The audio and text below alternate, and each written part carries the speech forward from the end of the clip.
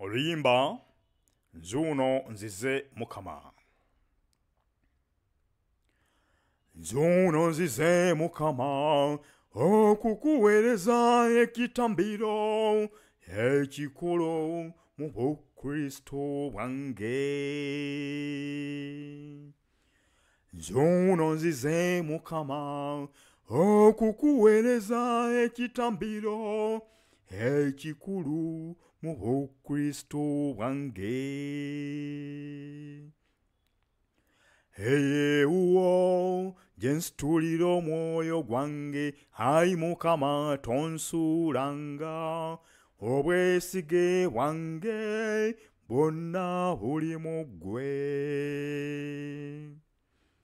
Nzuno nzize Mukama okukuweereza ekitambiro ekikulu mu Bukristo bwange.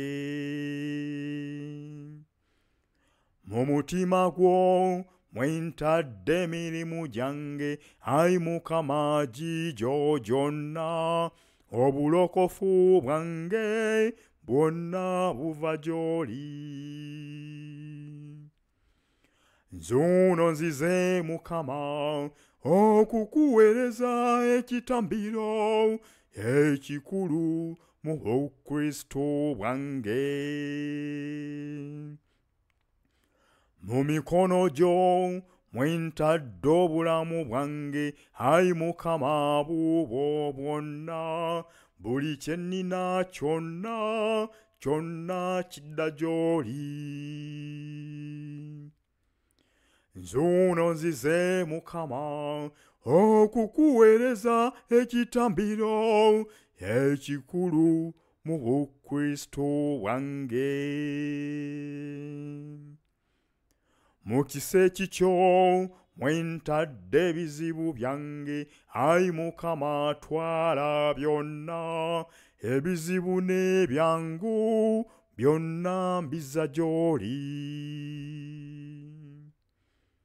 Nzuno nzize Mukama okukuweereza ekitambiro ekikulu mu Bukristo bwange.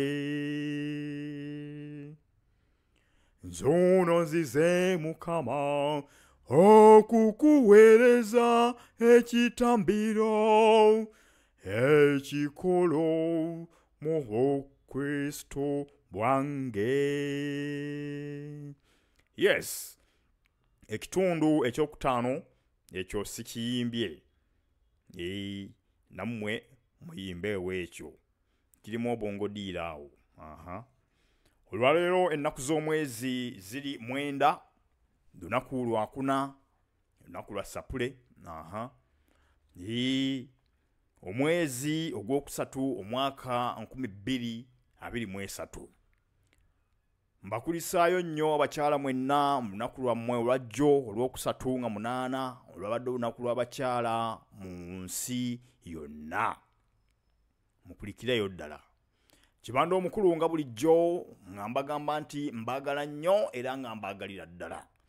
Akuume Omukama Katonda atakuumira mpeera. Mweraba. Bye.